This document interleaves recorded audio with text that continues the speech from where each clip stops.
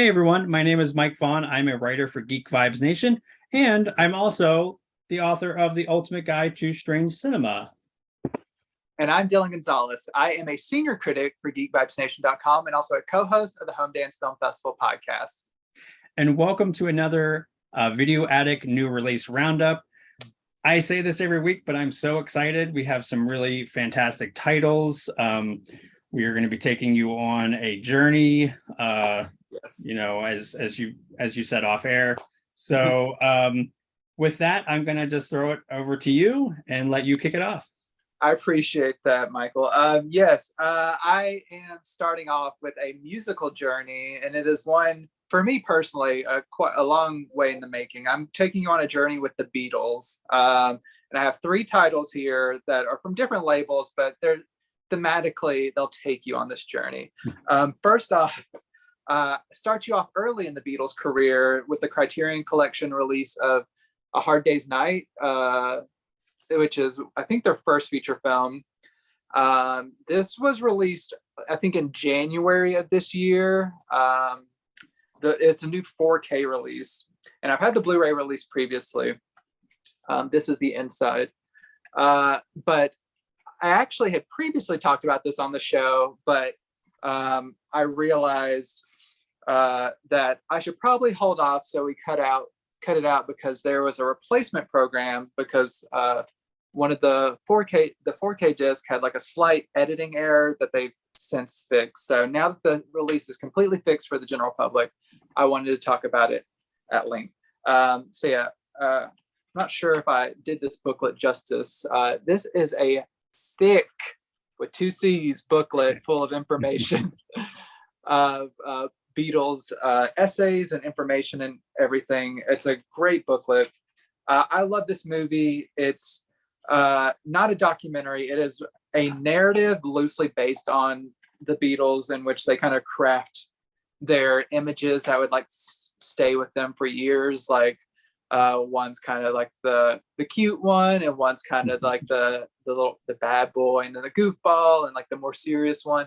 But like their personalities, I will just say right off the top, this is a Beatles household here. My wife is a Beatles fanatic, so I've heard so many stories and everything, and I'll get into that more in a little bit. But this movie really kind of cemented their personalities in the public consciousness. But more than anything, it's just a hilarious film, and it's very entertaining. So if you're a fan of kind of like old school British comedies, if you're a fan of British comedies and British humor, A Hard Day's Night's like one of the classics, whether you like the Beatles or not. It's super, super funny. And this new 4K release comes in Dolby Vision from Criterion, has a wealth of special features. It has a very entertaining commentary with like 25 people on it at various points chiming in, and it's like edited together. So it's not complete chaos, but it's an interesting commentary, several like featurettes and everything. It's a good time. So our next step in the Beatles journey, we are going a little bit further in their career, and that is the Beatles in India. This is kind of the period in time in the band's life cycle where George got really interested in the teachings of the Maharishi. He was like always the Beatle that was more interested in kind of Indian music, and got all the other Beatles kind of more into it, but it's more so George leading the charge. So this is them going to India and kind of documenting what exactly happened over the weeks and months for some of the Beatles' time there. And I like this documentary because it's really focused. It's not like trying to tell an entire story of the Beatles. It's just their journey to India and how it kind of impacted each of them and what it meant for them. And there's kind of elements of like exploring the Maharishi and how sometimes he was not the best religious figure. There's kind of like some scandal surrounding him because he was like taking advantage of people both monetarily and sexually in some place, like some instances with like some of the females like, hey, come seek enlightenment in this basement. And it's kind of like, ugh. So it doesn't go like hardcore into that, but it doesn't gloss over it either, because I know that the Maharishi was not a great dude overall, but it's interesting to see how it actually impacted their careers and their sounds, because they started as more as like kind of a Britpop like kind of band, and like expanded to kind of psychedelia, like all kinds of like the musical geniuses that they are. So this documentary is really interesting. It's one that I know my wife Jessica was very excited to check out, and I don't think it let her down. This was a more recent documentary. I think it was from last year, and yeah, it's very entertaining if you're a Beatles fan, especially. And then another documentary, probably more high profile than that. As soon as the Beatles came back from India a little bit later, the lads were kind of getting near the end of their time together, and that is the Beatles Get Back, which premiered on Disney Plus, I think back in November, and it's finally being released through Disney on physical media. So this is a J card that comes with it. Nice. And I'll show you the packaging again in the back. So this isn't a 3-part, 8-hour documentary by Peter Jackson, which shows the recording process, or basically the creation of the White Album, but also like the recording of a special that they were trying to make, which wasn't going super smoothly, and it kind of evolves into a material that would become the White Album and Abbey Road. So you have this, and this is a really deluxe packaging. I really like this. There are discs in each of these. It's 3 discs, 1 for each of the parts. And this is probably one of my favorite pieces of entertainment that I watched last year. I was, even as like, I'm not as huge of a Beatles fan as my wife, but even I was like super intrigued to kind of get some of those like fly on the wall moments. These archives are just full of material. So the fact that Peter Jackson was able to get so much out to the public was pretty great. This release comes with some nice photo cards. I think there's 6 of them. Oh, upside down, Paul. Here. So yeah, those are some of the photo cards that come with this. This comes with Dolby Atmos audio, and these are Blu-rays. It's in 4K on Disney Plus, but I think I would say this is probably a bit either the same or maybe slightly better than the 4K stream, just because, as we've talked about in the past, you don't have to deal with the compression issues, which on Disney Plus especially, I seem to see a lot of haloing and stuff, even with 4K content. But this Blu-ray release is super stable and it sounds great.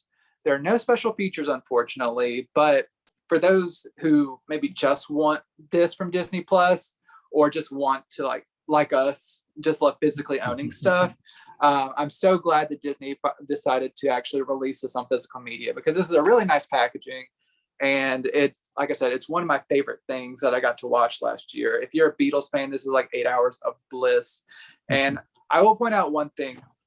A lot of people online, they are not a fan of how this was made by Peter Jackson aesthetically, because he kind of scrubbed away a lot of the natural like film grain and made it really smooth and everything.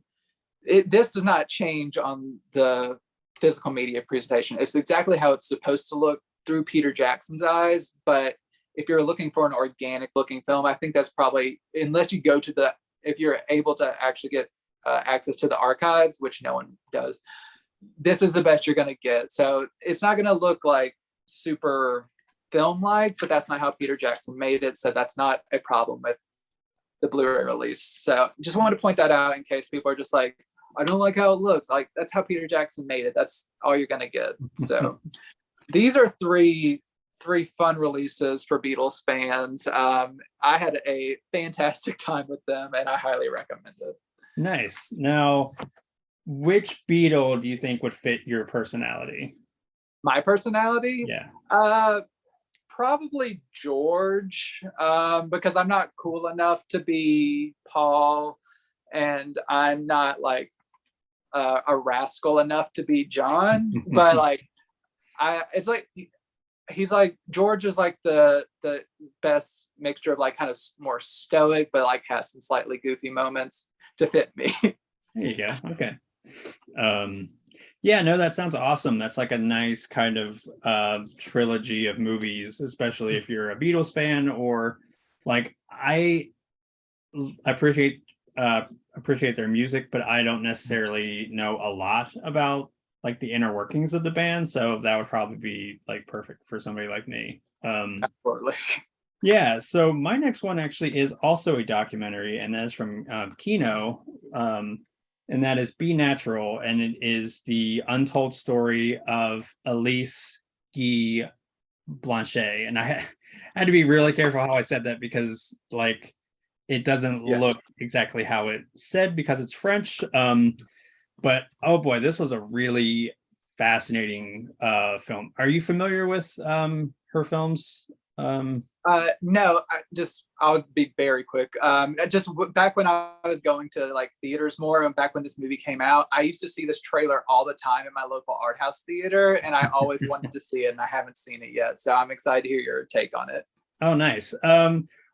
Well, so it's actually first, I want to just mention that if you are really inspired to check out Elise's movies, Kino has you covered. They did a curated package 2-volume set of her work, and looks fantastic. I will make sure to link that in the description so y'all can check that out. But yeah, so I was not by any means a scholar of hers, but I was pretty familiar with her work. She was really a pioneer in film. In fact, she is credited with innovating such film standards, film technique standards, such as like the close-up, hand-tinted color, and even synchronized sound. She wrote and directed and produced what is considered the first narrative film, The Cabbage Fairy. So, you know, she's a big deal, but this movie kind of highlights how she was forgotten by a lot of film buffs and film scholars. In fact, they have a montage early in the film where it was like they were asking like heavy hitters like Peter Bogdanovich and like Patty Jenkins and tons of people. And you know, if somebody like Peter Bogdanovich doesn't know you know, some filmmaker or something, that's kind of crazy because he's like was one of like the most prolific film directors, writers, scholars. But it kind of just highlights how until recently she's been kind of relegated to like the dustbin of film history. So the filmmakers do a really amazing job at highlighting Elise, but also it does it in a way that's so staggering. Like it has a number of interviews, archival material. They do a really interesting thing where they contact a lot of Elise's family members.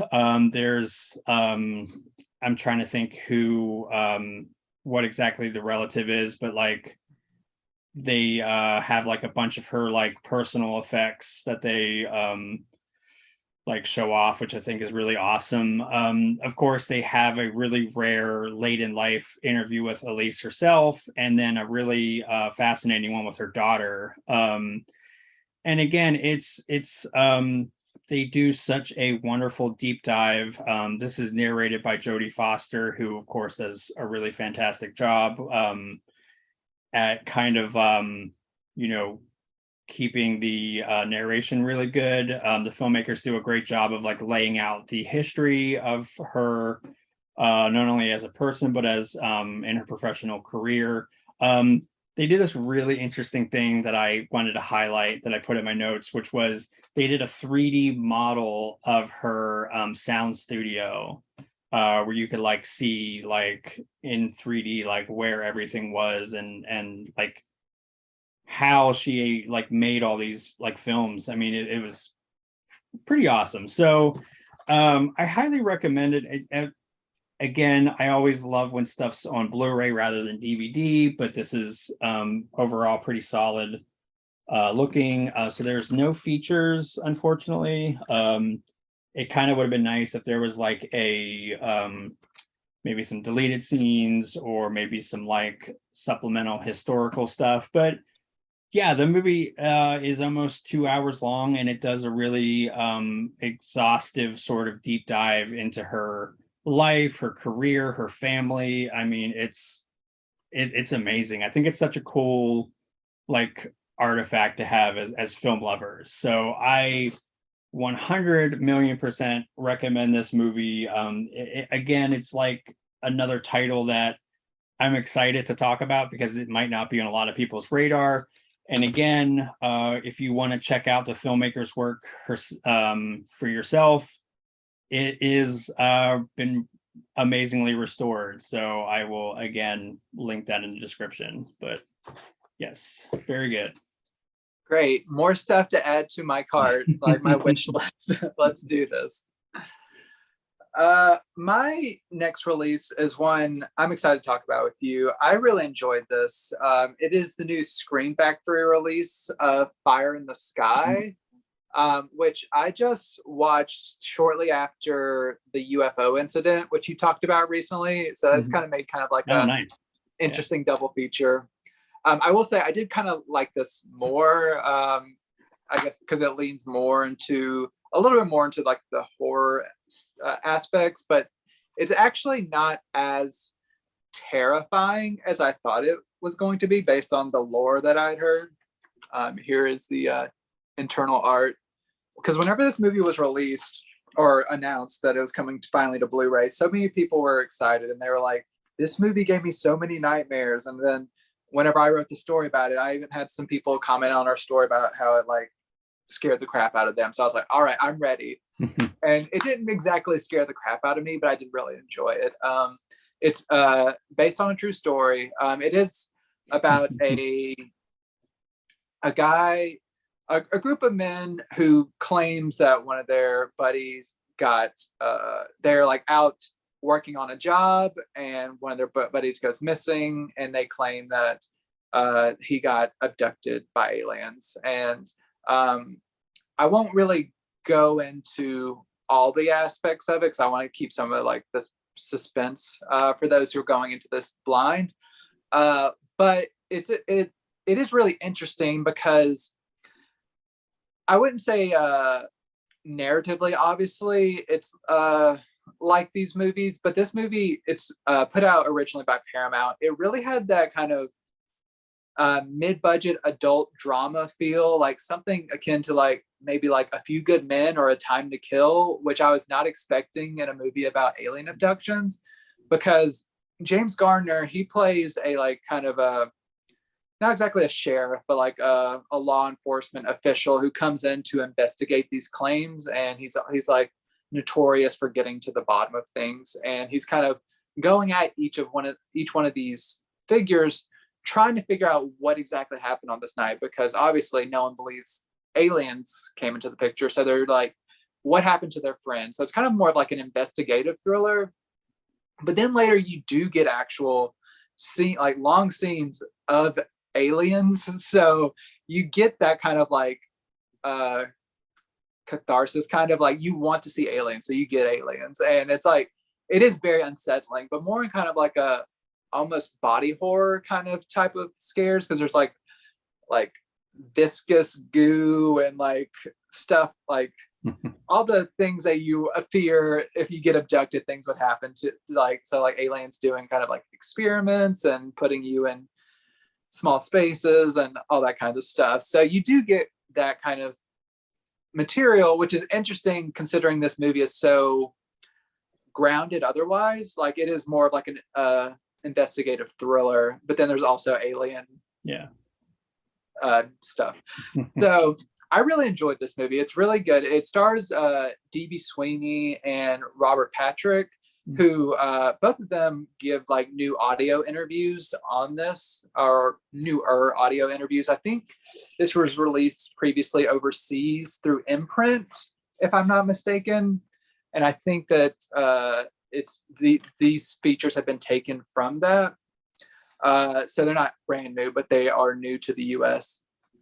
And it's interesting to hear like Robert Patrick talk about trying to do that transition from being the villain in Terminator 2 to trying to like get further film roles and develop his like personality beyond just like a steely looking like psychopath, basically.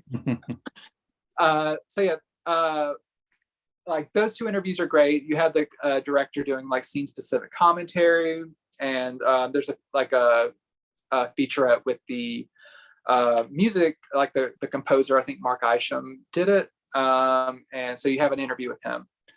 One of the things I just want to say, I'm so surprised this isn't a like collector's edition, like because it's packed with news, or with great features, not new features, but like packed with great features.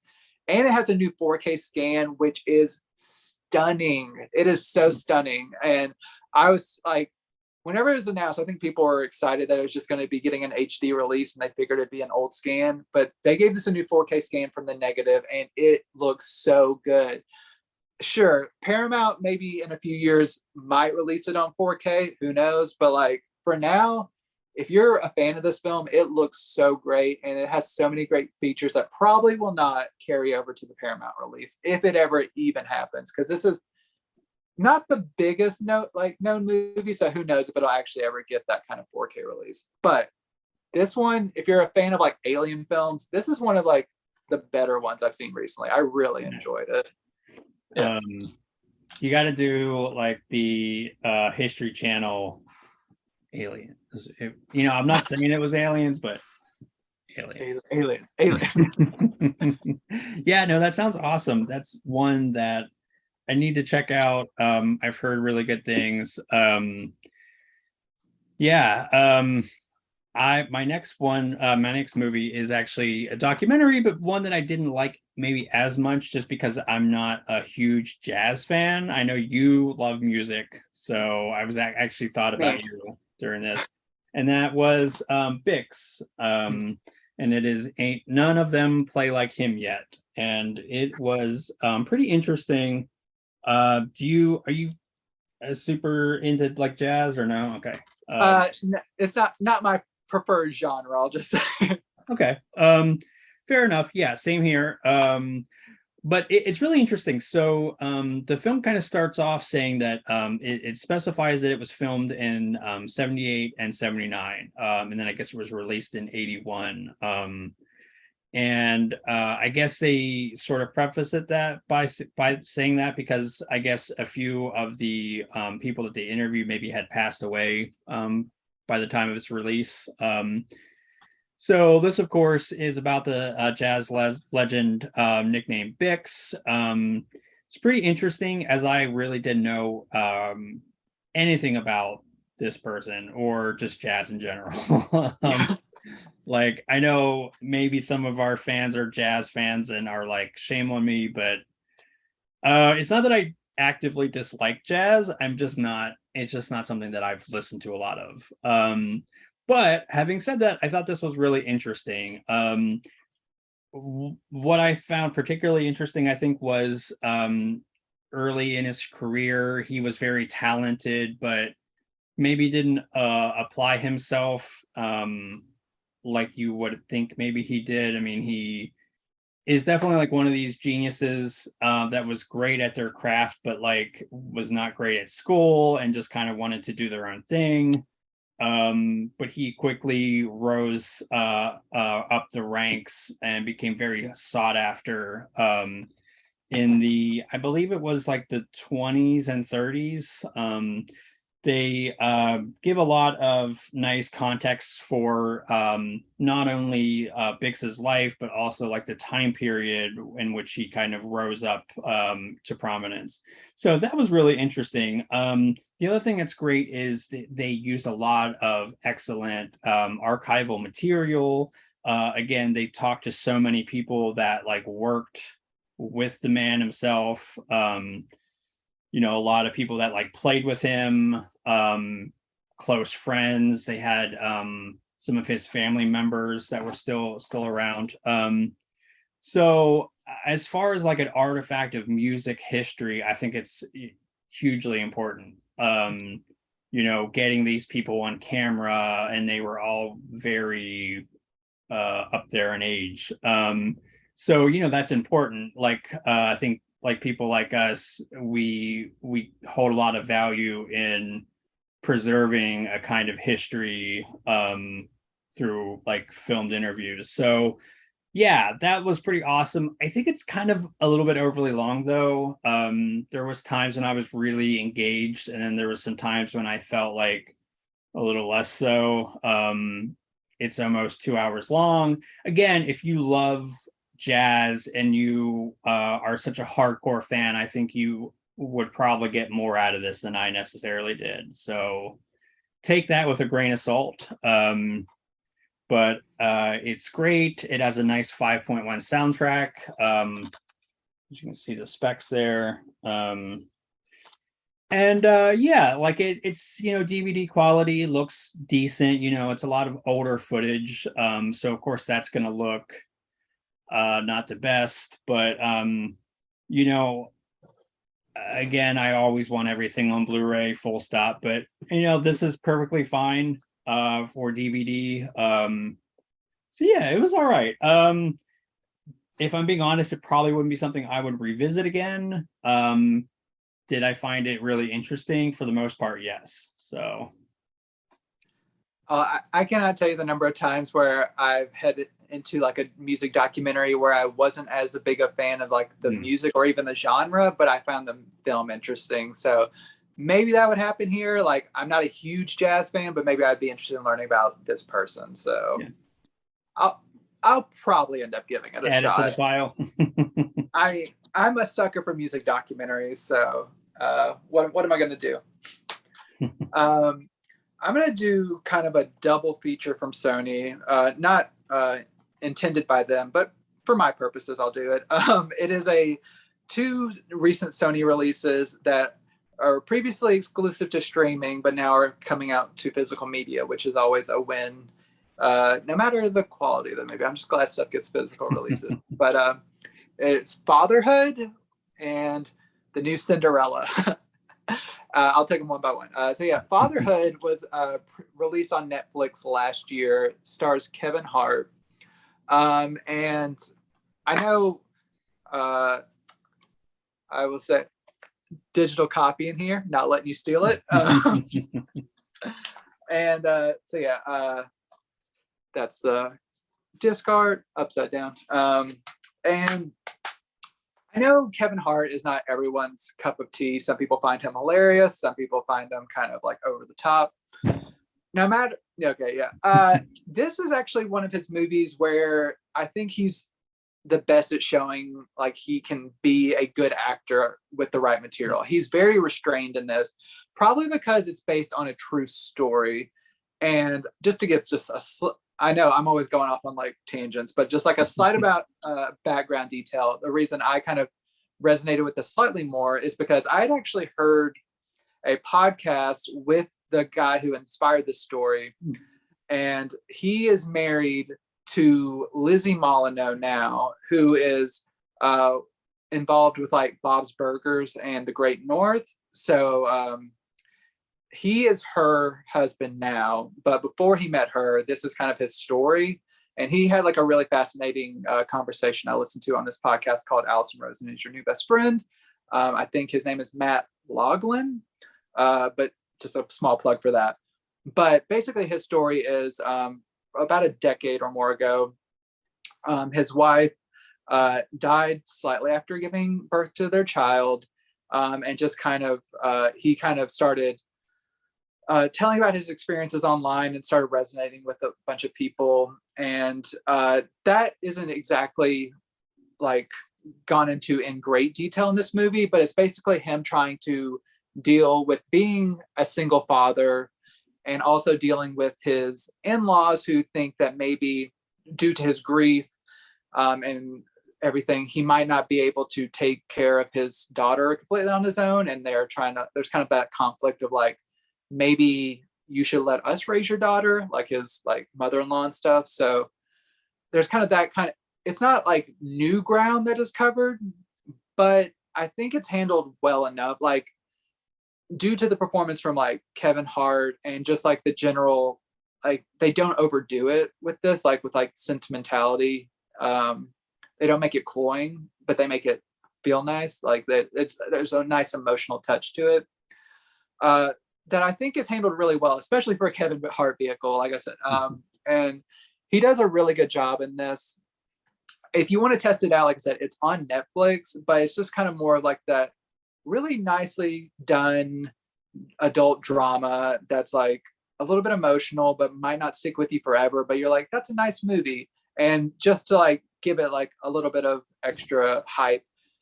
This is directed from the director of like About a Boy. So if you're like movies, like he has a nice pedigree of like heartfelt movies. So Fatherhood, it's pretty solid. The next movie, Cinderella, I actually just got done watching this like 20 minutes before recording. And it is a ride. This one came to Prime last September, Prime Video, and I thought I was going to have to watch it because I thought it might get an Oscar nomination earlier this year for like costume design or something. It did not end up doing that. I do know that this movie has a legion of fans because it stars Camila Cabello in her debut acting performance. She is, of course, a famous musician who I do not know a ton about, except I know she has very fervent fans who almost got this movie the Oscar fan favorite, like the fan voted thing that they tried this year. They like hijacked the voting and almost got this away. But the Snyder fans, they got their last laugh. Anyway, back to this movie. It's directed by Kay Cannon, who she wrote for the Pitch Perfect films, and she directed the hilarious film Blockers with like John Cena and Leslie Mann from a few years ago. Highly recommended if you ever just want a good laugh. This movie, it is very chaotic. I will just say I have very mixed feelings. Some moments are like nice and some are just like cringeworthy. It's a jukebox musical. So it kind of has the feeling of like a Baz Luhrmann film, but it doesn't have the innovation of like Moulin Rouge. There's a lot of songs just being blended together and like just it's a sonic assault, but it's fun because a lot of these songs I really like from like the 90s and the early aughts and like some of the newer stuff. Like I wasn't sure if I was enjoying parts of the movie because I just recognized and enjoyed the songs or because it was a good movie. I think it's probably more so the former. Like I know this song and these are talented people singing it. That's fun. But then whenever you get to the actual like plot mechanics, it's Cinderella. It's not reinventing the wheel. Asterisks, I'll get back to that. But it's very like clunky dialogue, not the best performances, or the performances are fine. Camilla's fine. Billy Porter as the fairy godmother is great. You have like James Corden, who's in every kind of mediocre musical property. He made me laugh a couple times, but I'm kind of sick of seeing him on screen. So yeah, there's a lot of issues with the narrative. What I do appreciate, but I don't think they nailed it effectively, is that in this Cinderella story, they don't necessarily go for like the classic, like you will be saved by the prince. This is a Cinderella who is trying her best to like make the most of her own life and not like, even if she could get the life of like a royal, she still wants to make her own way and do her own thing and live like a creatively fulfilled life, which I appreciate because she has a choice to just live a charmed life, but she chooses to do something with her life. And I think that's a good message to send to especially young girls who may be watching this, but anyone just to like blaze that path for them. But it's not always making for the most solid movie. So like I appreciated elements of this movie more than I really enjoyed it. like I said, I enjoyed the music. I enjoyed what it was going for. The acting was fine, but there's like a lot of like lacking elements, and I was kind of bored during the non-musical portions for some of it. So a bit of a mixed bag. Not terrible, like some of the reviews would have you say, but it's also very cringy in certain points. So try it out on Prime first before buying. I would recommend. Nice. Yeah, I haven't seen it yet. I know I love Billy Porter, so I feel like that's probably the main sell for me. But I also kind of like, as you say, like the jukebox musicals. So that also makes me a little bit more curious about it. I'll temper my expectations. Absolutely. Yeah. But yeah, so the next one I'm really freaking excited to talk about, and that is Larry Cohen's God Told Me To. And Nice. first, I just want to really just showcase how awesome this packaging is. So it's not a lenticular cover. So this is Blue Underground. And it is embossed though, which I think is cool. I don't know if it's showing up very well on this, but it is. Take my word for it. So there's the back. Has some great features, so I'll get into that more later. But so slipcover, and so these are the discs, and it does have reversible art cover of the original art. Cool. And I'm kind of a fan of the new thing they got going on, but I know a lot of people like to swap theirs out, so that's an option for you. Yeah, so have you've seen this, right? Or recently? I'm not. Okay. No, I haven't gotten it yet. Oh boy, you're in for a ride. So Larry Cohen always is kind of was always really wonderfully gonzo with his movies. This one, I will just say right from the start that if especially with like recent stuff going on, one of the main through lines, at least at the beginning, is a mass shooting. And if that, like, just throwing that out there at the beginning, if that's something that's particularly triggering for you, definitely maybe sit this one out. But I just wanted to kind of mention that from the top. But anyways, so the movie starts out, starts out in New York, and there's a mass shooting going on. The detective finds the gunman, and he's like, "Why are you doing this?" And the guy's like, "God told me to." And then shortly after there, kills himself. So that kind of begins this really engaging mystery, which I think really keeps you invested throughout. It has one of the most amazingly crazy finales that, like, oh my gosh, I don't want to spoil it, but it's one of those you just kind of have to see to believe. And like, I think Mick Garris did a really fun commentary on the trailers from hell of this, and talks about how bananas the ending is. But so yeah, I won't spoil it, but it's amazing. With a lot of like Coen films, it's very lean, it's wonderfully paced. The movie is just under 90 minutes, so everything clips at a really nice pace. You have some amazing actors in it: Tony LaBlanca, Sandy Dennis, Richard Lynch. It even has a cameo by Andy Kaufman, which nice. You talked about Man on the Moon recently. So there you go. There you go.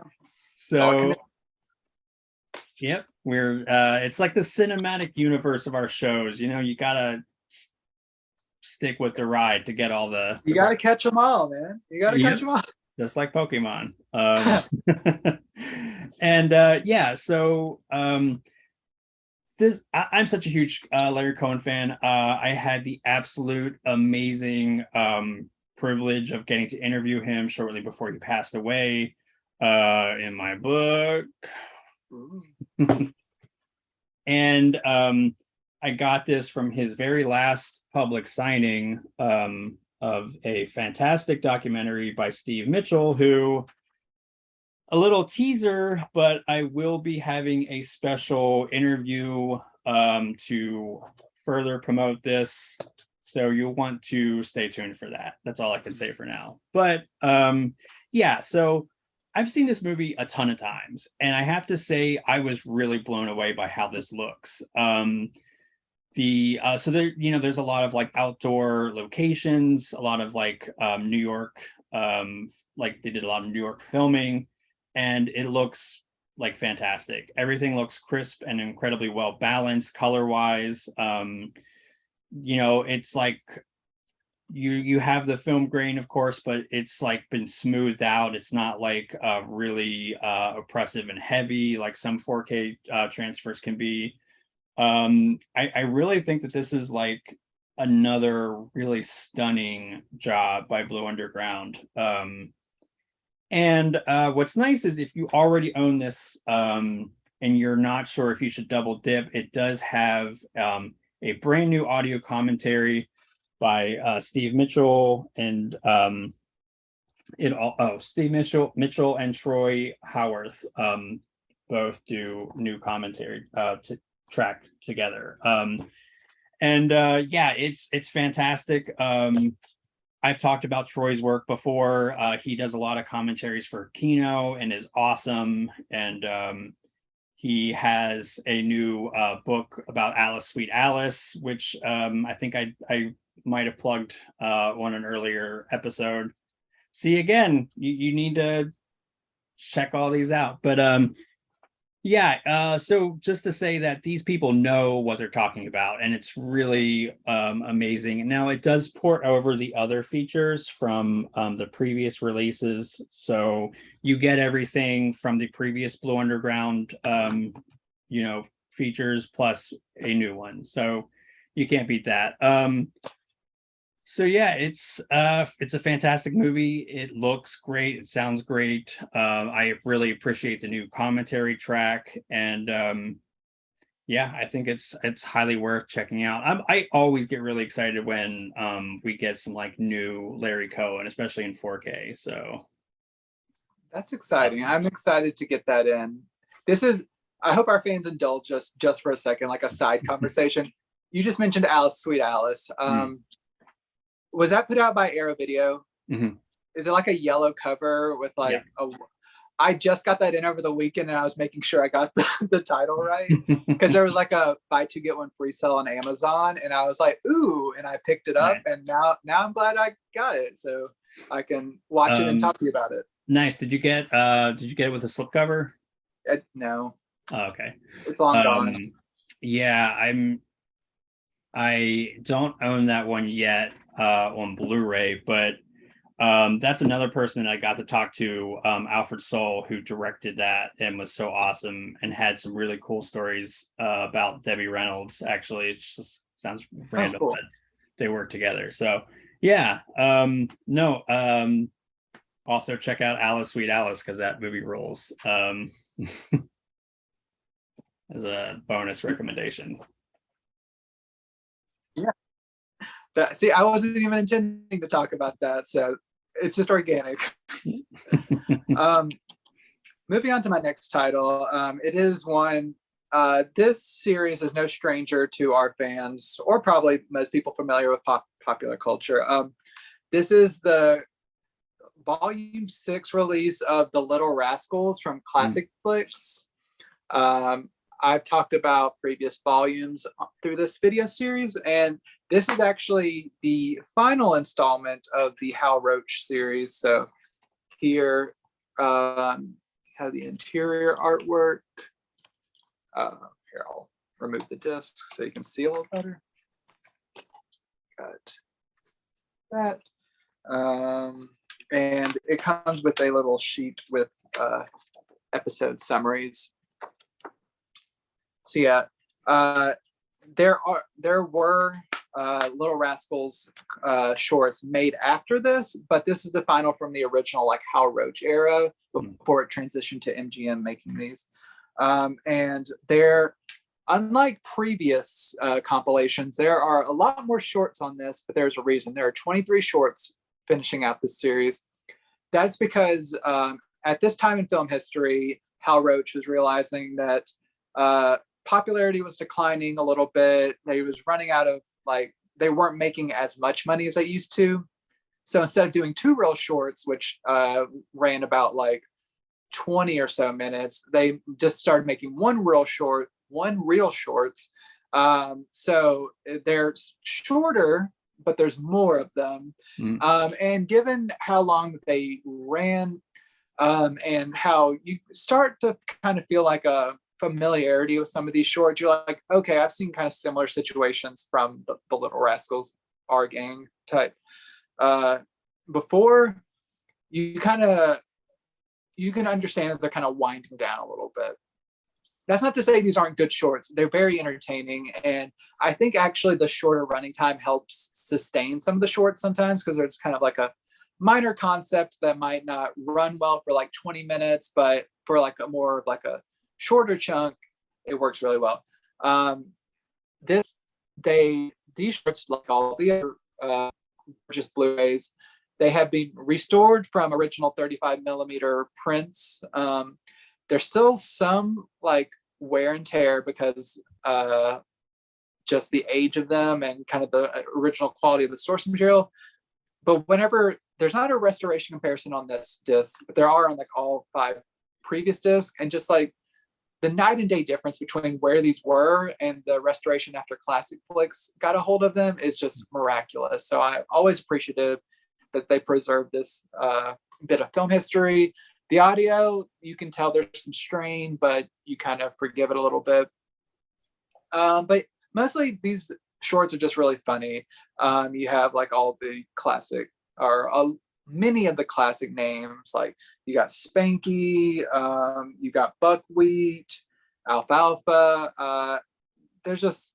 It's a fun time. If you like these shorts, especially if you've gotten all 5 up until now, I don't see why you would stop.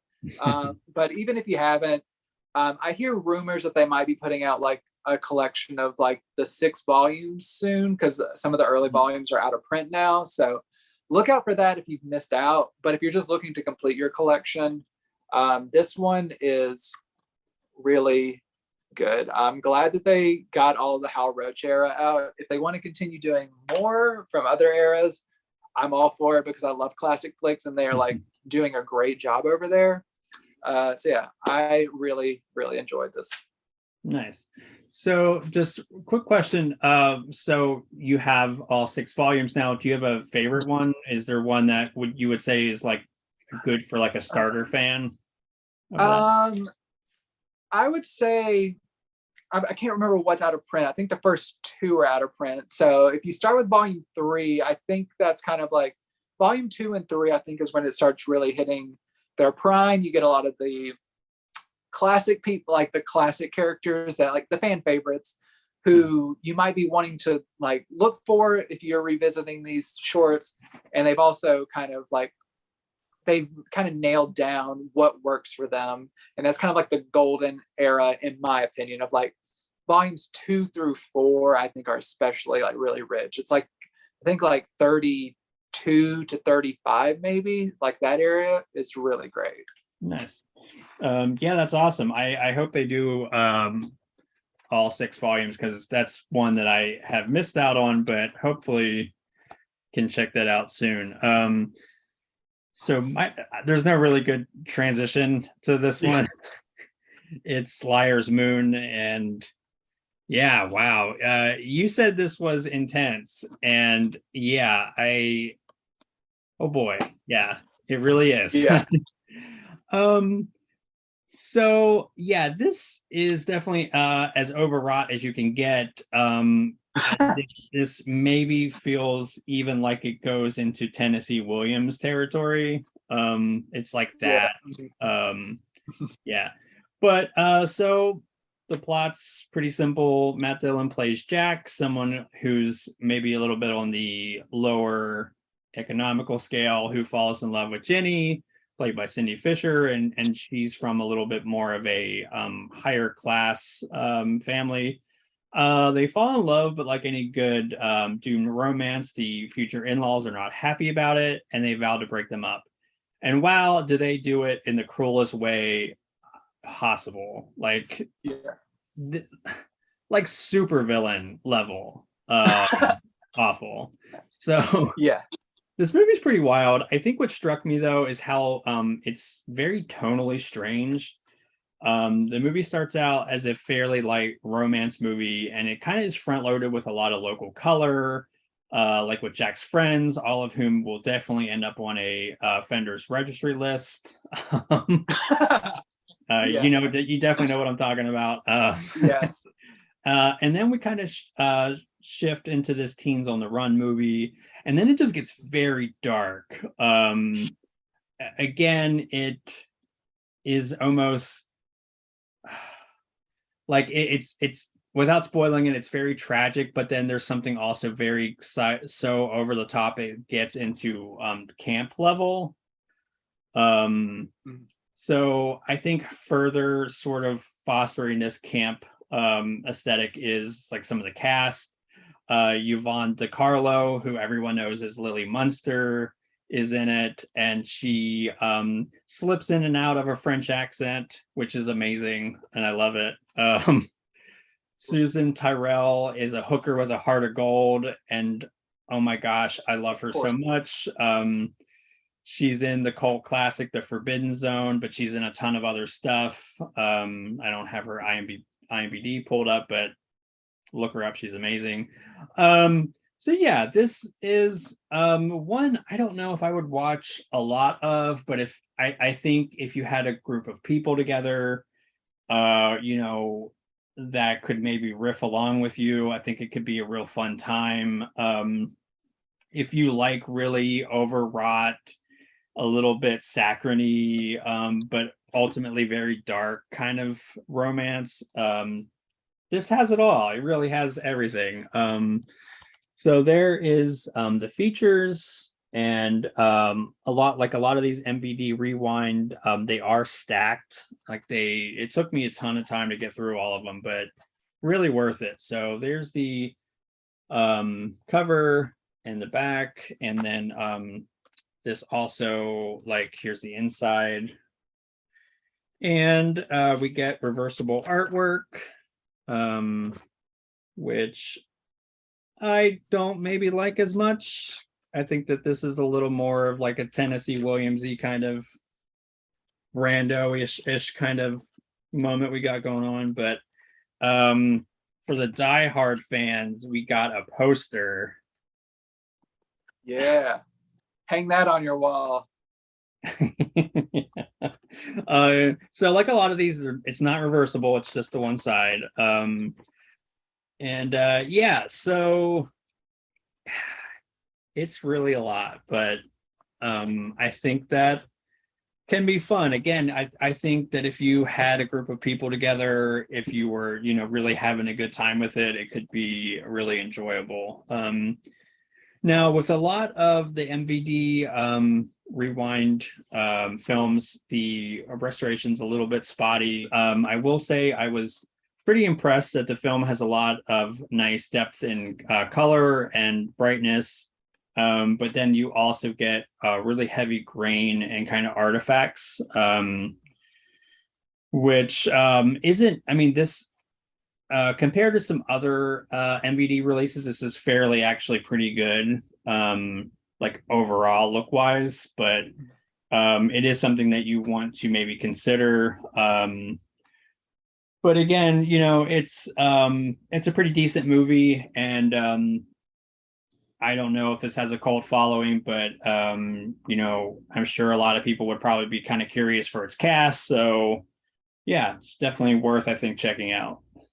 Yeah, I will just say I got told you I watched this movie and told you this is intense, but that I'm not going to spoil any of like the major things, but I'll just say that private investigator really took his job too seriously. It just like, yeah, just need to chill out. That's all I'll say. I'll leave it at that. People know what I'm talking about once they've seen it.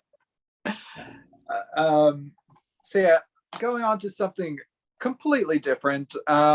it is the Arrow Video Standard Edition of Legend from Tony Scott, which was released in a nice limited edition packaging, I think back in October, and then was just recently released in the standard edition. I will say my copy, one of the hinges is slightly damaged, so this I'm trying not to let it fall out, but it is 2 discs. And the first disc is the theatrical cut, and the second disc is a longer director's cut. And wait, is that right? Yeah, okay. Sorry. There, that's the reversible cover art. And unlike a lot of directors, whenever you have a director's cut from Ridley Scott, it is usually a monumental difference. And this is no different.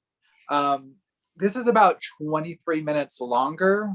And I would say it probably, like most Ridley Scott director's cuts, does make it better. I still think it's a flawed movie. Inherently, for those who haven't seen it, it's a Tom Cruise movie. It has, what's her name? Not Mira Sorvino, Mia Sara from Ferris Bueller's Day Off. And they kind of play, it's a typical light versus dark story. And it's like kind of has some Adam and Eve-esque qualities, where Mia plays this young kind of princess type figure who it is known that all of the darkness in the world is staved off by unicorns, and then the Dark Lord, who's kind of just waiting for his chance to take over the world. He's just biding his time.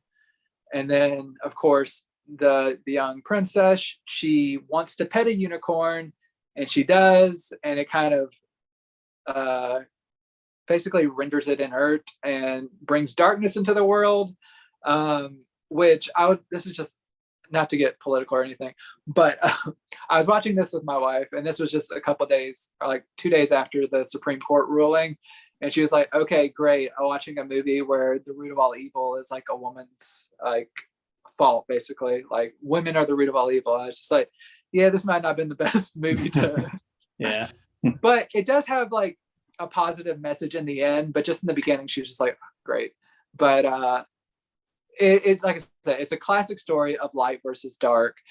Tom Cruise is trying to combat the darkness, played by this terrifying, devilish figure.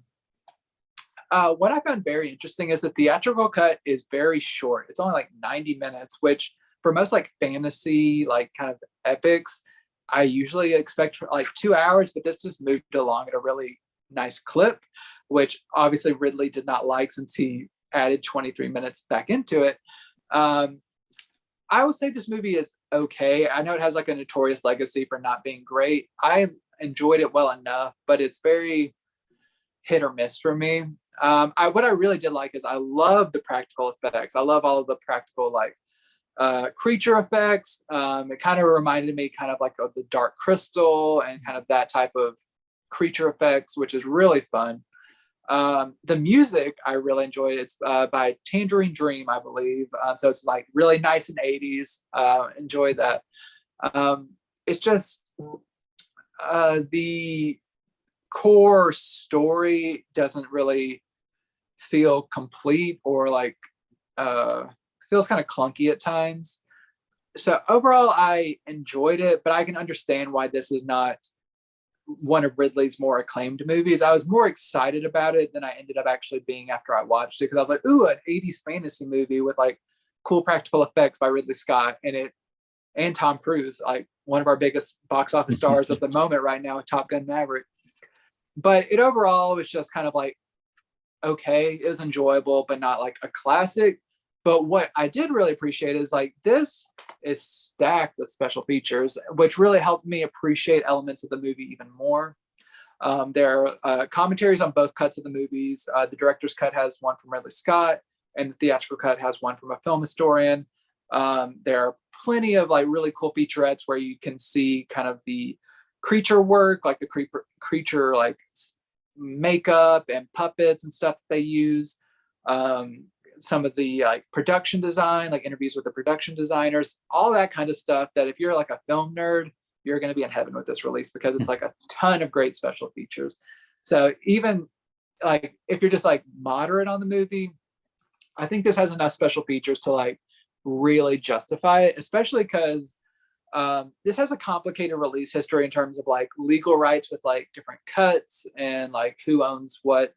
But due to different rights holders, this is a 2K scan, but there's a 4K scan of certain original negative elements that are in this. So overall, it looks really nice, but there are segments where you can tell that there's like a slight step down in like generational quality between like an inner positive and like the original camera negative. But overall, this is the best like that I've ever seen. Like I went back and looked at like some of the streams, and I actually did have an old Blu-ray that I checked out, and this does look better. So if you're a fan of the film, this is probably like as stacked as we're going to get until any kind of legal issues are resolved that can make it look even better, and maybe released even in 4K one day. But for now, Arrow Video has done a nice job. Nice. Yeah, no, that sounds great. I haven't seen that movie in a while, and I know as far as like fantasy movies go, like The Labyrinth, I think it's like top tier for me, but Yeah.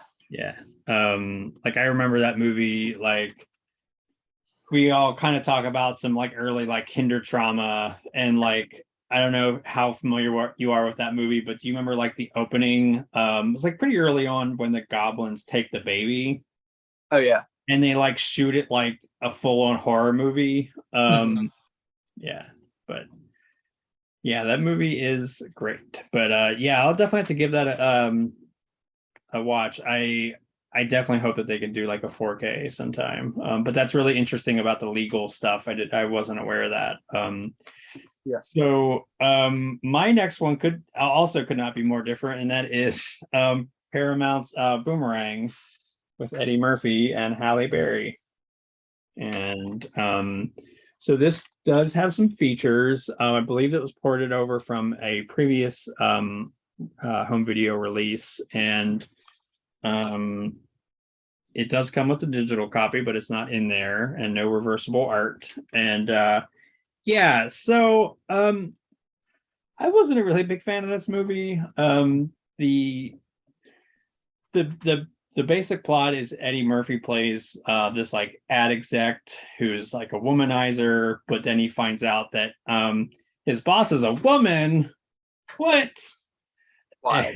And what ensues is kind of this like power play where effectively her boss sort of shows her what it's like to be sort of put in that position of unequal like gender power dynamics. Yeah,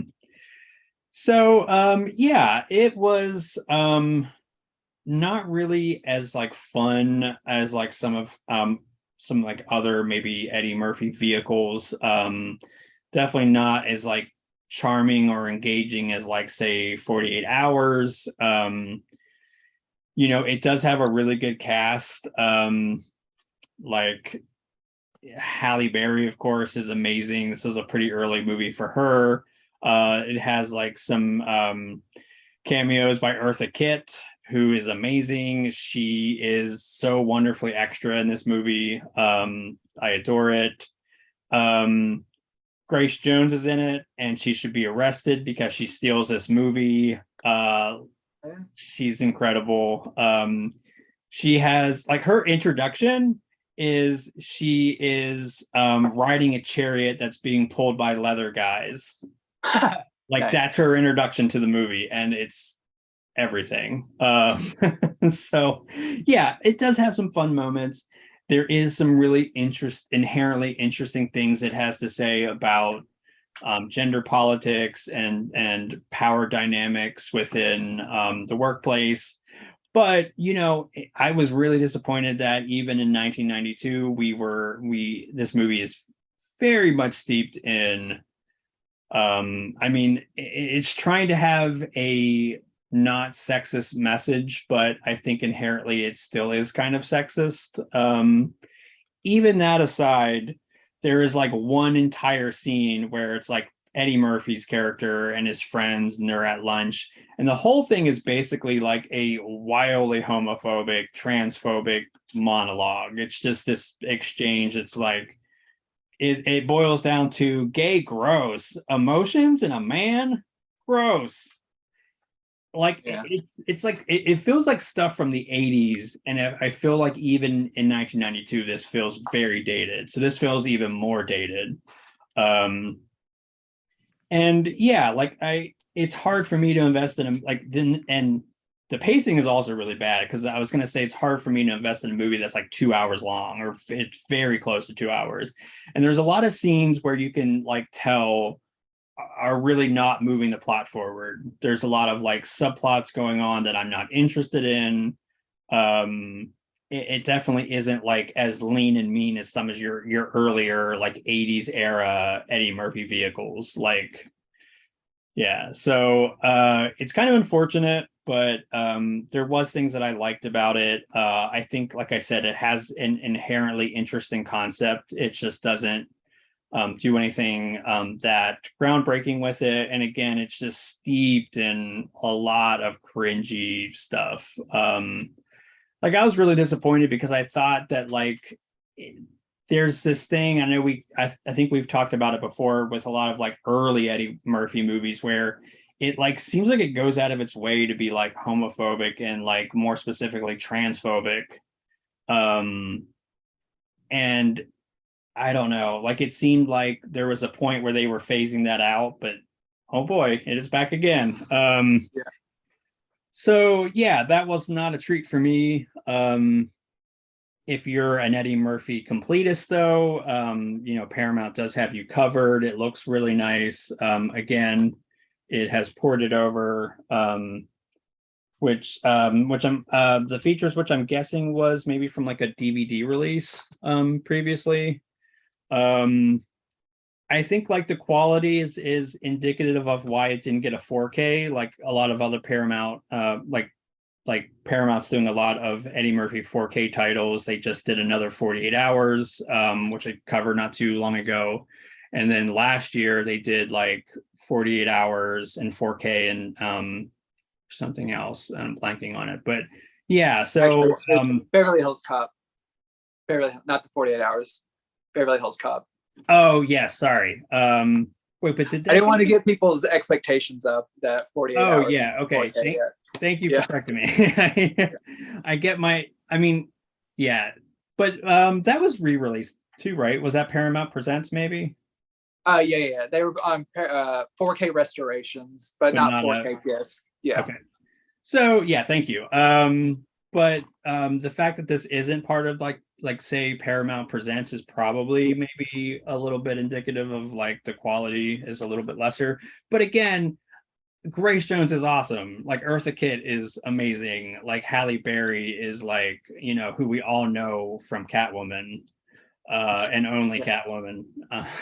But yeah, so I mean it's fun. Again, if you like Eddie Murphy. I will say Chris Rock is in this, but he is safe from any slappings.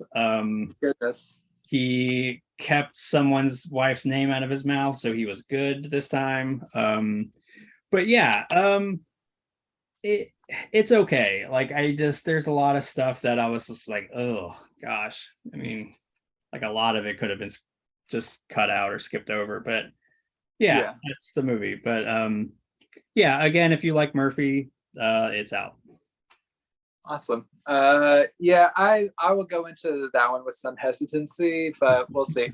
I would just say, just as a side note, whenever I wrote that announcement article, I don't think I've ever written a more popular announcement article. I think I got like 300 and something likes and like over 100 retweets just from people being like super excited it was coming out. So there is an audience that's very excited about this movie. Yeah, and listen, I hate ragging on it because there are really cool elements, and I think again the core concept is interesting. I think Murphy's good. I don't really agree with a lot of like his like stuff that he says and does sometimes, but like I can see why they made him a star. Like he has that charisma. Yeah. It's just it's just his movies. A lot of his movies just don't age well, in my opinion. Yeah, I can understand. Speaking of something that may or may not age well, this is kind of a mixed bag. But overall, I did like it. I'll just say that.